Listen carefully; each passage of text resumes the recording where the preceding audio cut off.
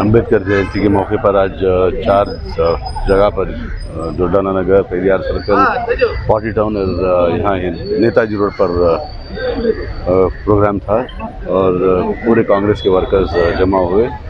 तो इसी तरह जो हमारा कॉन्स्टिट्यूशन जिसने लिखा अम्बेडकर साहब ने, वो कॉन्स्टिट्यूशन के तहत जो आज जो हालात हो रहे हैं वो हालात को मद्देनज़र रखते हुए हम लोग यही कहना चाहेंगे कि आने वाले दिनों में जो हमारा एक वजूद का इलेक्शन है और हमारे आइन जो बदलने की कोशिश की जा रही है उसका इलेक्शन है, तो मैं लोगों से गुजारिश करूंगा कि दुआ करें 26 तारीख को पहली फुर्सत में निकलकर इलेक्शन में आएँ और एक जो भी हमारे कांग्रेस के कैंडिडेट्स हैं उन सबको वोट करें और तादाद में जो हमारी परसेंटेज घट रही है पोलिंग परसेंटेज उसको बढ़ाएं और देखें कि हमारे कैंडिडेट जीतें।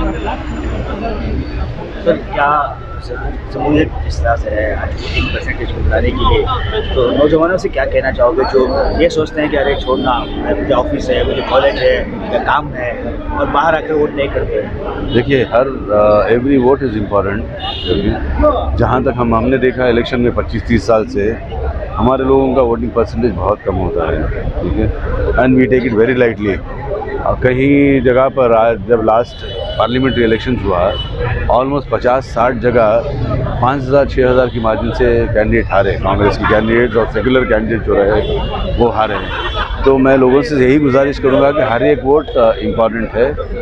आप अपने दुआओं के साथ, हमारे वजूद का इलेक्शन है, हमारे एग्जिस्टेंस का इलेक्शन है, ठीक है, तो इस इलेक्शन में आप बढ़ चढ़ कर हिस्सा लें और जिस तरह आप सोशल मीडिया को हर दिन इस्तेमाल करते हैं वैसे अपने कॉन्टैक्ट्स में जितने भी आपके दोस्त अहबाब हैं, रिलेटिव हैं, उनको आप मैसेज करेंगे कि मैंने वोट कर दिया, आपने वोट किया, ये सवाल पूछें और बाहर निकलकर वोट करें।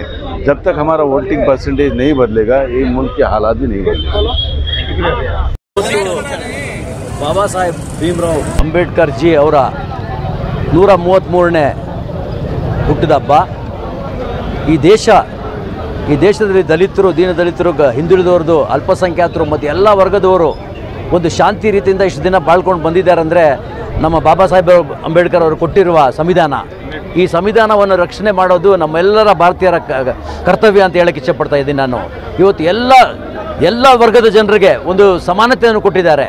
ಇದಕ್ಕೆ ನಾವು ಇವತ್ತು ಒಂದು ಶಾಂತಿ ರೀತಿಯಿಂದ ಬದುಕಿದ್ದೀವಿ. ವಿಶೇಷವಾಗಿ ದಲಿತರು, ಹಿಂದುಳಿದವರು, ಅಲ್ಪಸಂಖ್ಯಾತರು ಮತ್ತು ಬೇರೆ ಸಣ್ಣ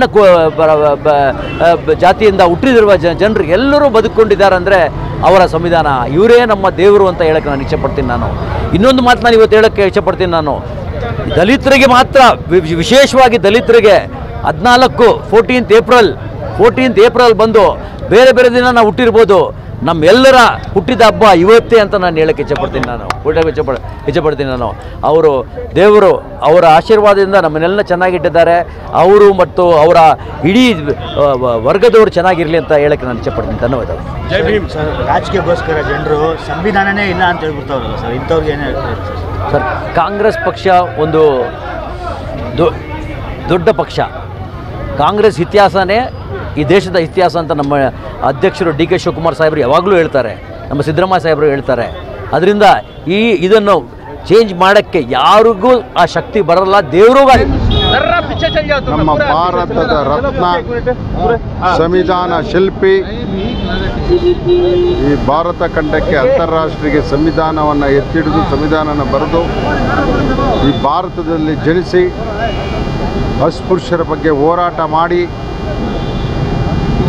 ಈ ದೇಶ ಕಂಡಂಥ ಅತ್ಯಂತ ಮೇಧಾವಿ, ದೀನ ದಲಿತರ, ಬಡವರ ಎಲ್ಲ ಜನಾಂಗಗಳ ಆಶಾಕಿರಣ ಆಗಿದ್ದಂತಹ ಡಾಕ್ಟರ್ ಬಾಬಾ ಸಾಹೇಬರವರ 133ನೇ ಜನ್ಮ ದಿನಾಚರಣೆಯನ್ನು ಇವತ್ತು ನಾವು ಆಚರಣೆ ಮಾಡ್ತಾಯಿದ್ದೀವಿ.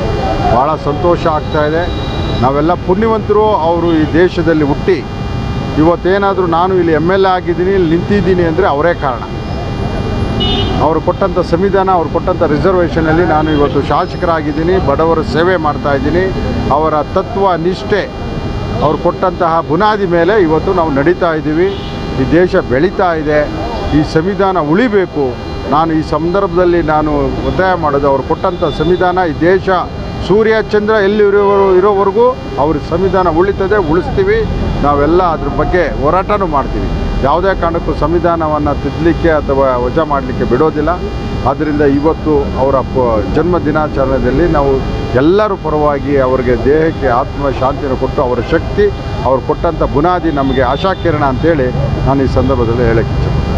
ಸರ್ ಎಲ್ಲೂ ಒಂದು ಕಡೆ ಇವಾಗ ಇರೋ ಪರಿಸ್ಥಿತಿ ನೋಡಿದ್ರೆ ಸಂವಿಧಾನ ಬದಲಾಯಿಸ್ತಾ ಹೋಗ್ತಾರೆ, ಸಂವಿಧಾನನೇ ಮಜಬೂತ ಹೋಗ್ತಾರೆ. ಅದನ್ನು ಸಂವಿಧಾನ ಬದಲಾವಣೆ ಮಾಡೋವ್ರಿಗೂ ಆಗೋದಿಲ್ಲ, ನಾವು ಬಿಡೋದಿಲ್ಲ. ಈ ರಾಷ್ಟ್ರದ ಜನ ನಮ್ಮ ಭಾರತದ ಇವತ್ತು ಸುಭಿಕ್ಷವಾಗ್ತಿದೆ.